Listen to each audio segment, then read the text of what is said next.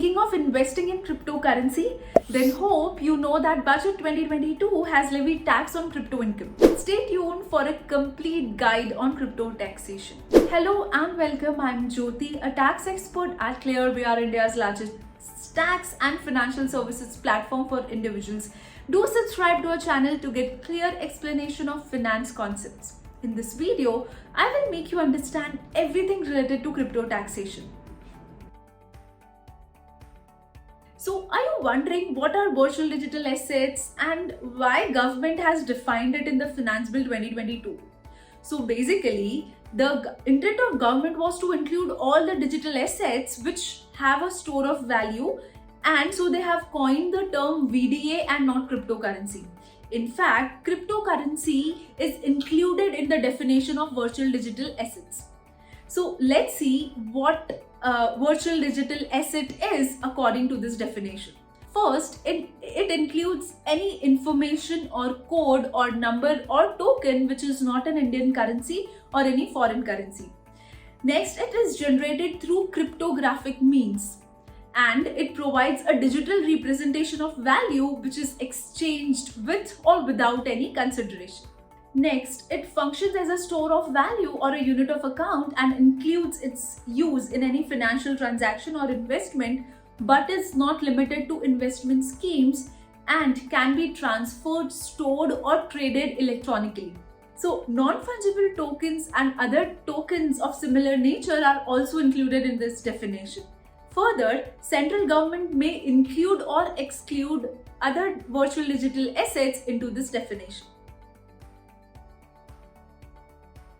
So, crypto income can be calculated by reducing the cost of acquisition, that is the purchase cost, from the consideration amount received or the transfer value of such crypto. Now, few things that need to be kept in mind while calculating the crypto are that no deduction is allowed for expenses related to crypto. For example, we cannot take deductions for any transaction cost incurred or charges paid to crypto exchanges, etc. Only the cost of acquisition can be deducted. Also, if instead of profit you have incurred loss while transferring crypto, then again you are in an unfavorable position. You cannot use that loss to set off against any other type of income. And such loss is also not allowed to be carried forward for set off against any other income in future years. Suppose you have purchased 2 bitcoins at rupees 2 lakhs, each of rupees 1 lakh, and if during the first quarter of the year the price of bitcoin goes down and you decide to sell 1 bitcoin at rupees 30,000, that is at the loss of rupees 70,000, and in the later half of the year the price of other bitcoin held rises and you sell it at rupees 1,50,000, and so there will be earnings or profit of rupees 50,000.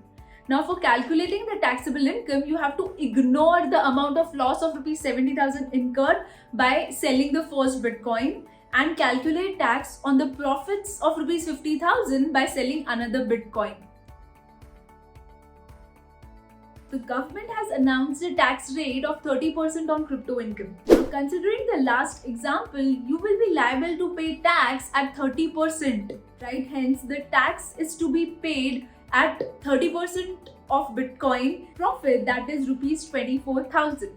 Now suppose you have income from other heads such as income from salary, business income along with the crypto earnings, then first you have to pay tax at 30% on the crypto income, and for the balance total income, tax will be paid as per the normal provisions of the Income Tax Act. Let us see through an example. Suppose your income includes rupees 50,000 as crypto income.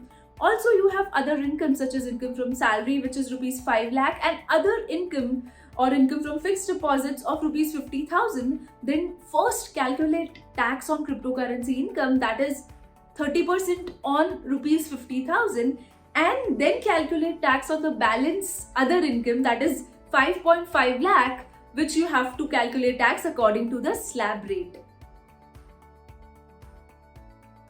As we have seen that no set off of any loss is allowed from crypto gains. Now the question is whether loss from one coin to another coin shall be allowed.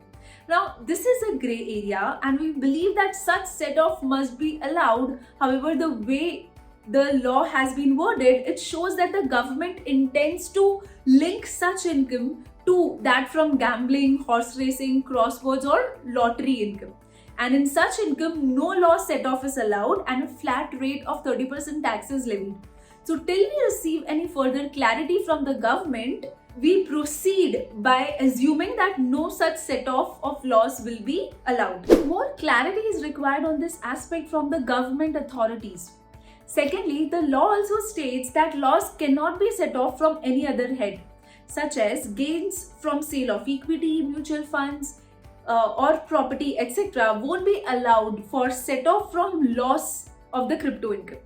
Also, no carry forward of losses shall be allowed. This means if you have loss in one financial year, it cannot be carried forward to the next year for set off. So the crypto income will be taxed effective from 1st of April 2022, which means taxpayer need to think about advanced taxes for the coming financial year 2022-2023. So I hope you have understood the new income tax rule for crypto and you have gained more knowledge. If yes, then please comment yes in the comment section below. Now let us see taxation rules for some of the unique crypto transaction scenarios. These are very interesting, so stay tuned and watch till the end. So let us see the first scenario, which is that there are certain DeFi scenarios like mining, staking in the cryptocurrency, and how will those be treated?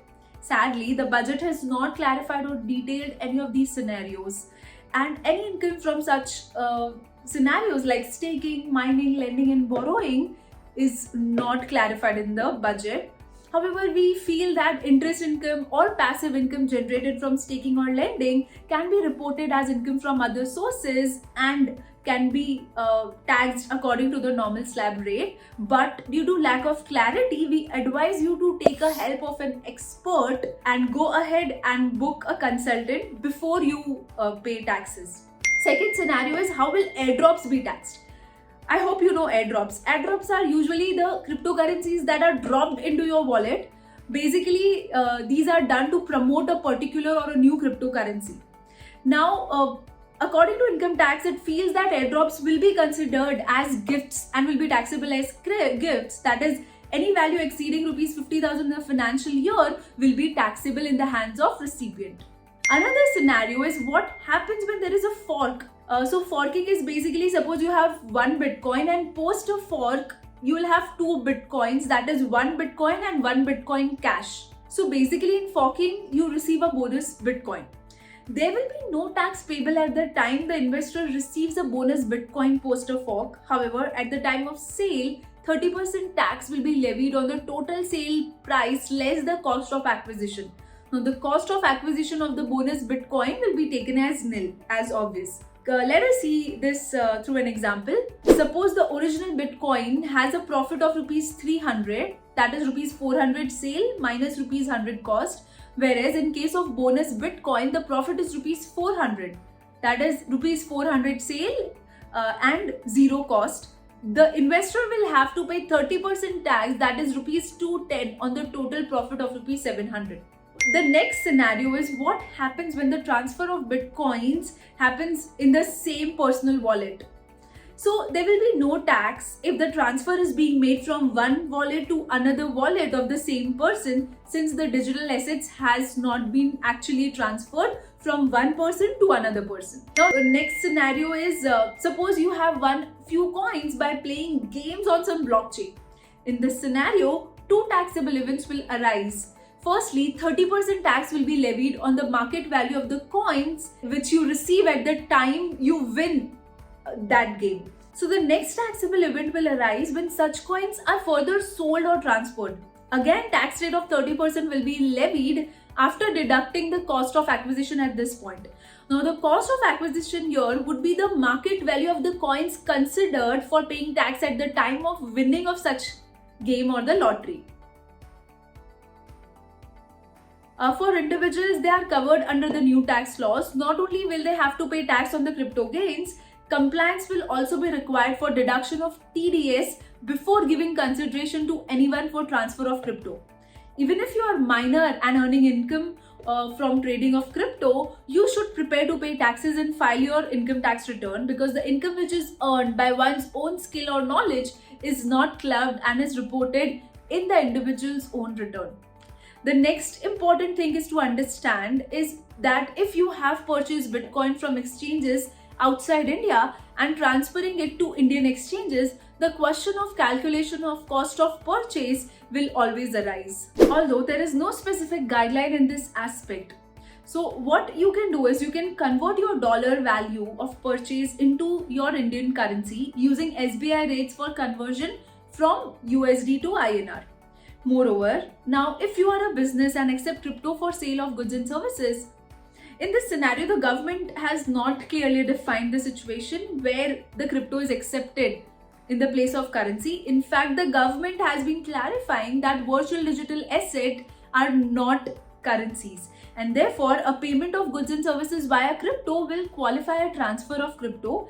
TDS implication will come into play, which is at 1% at the time of transfer, and because a transfer has taken place, such an event will also lead to tax event for the one which is transferring the crypto.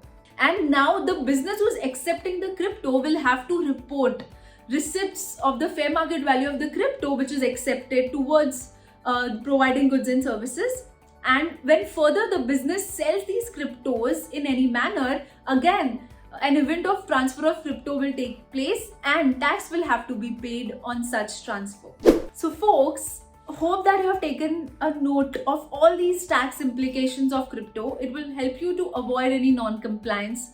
I hope this video was helpful to you. Thank you for watching it. Do subscribe to our channel to get clear explanation of finance concepts and stay tuned for more such updates. Take care and goodbye.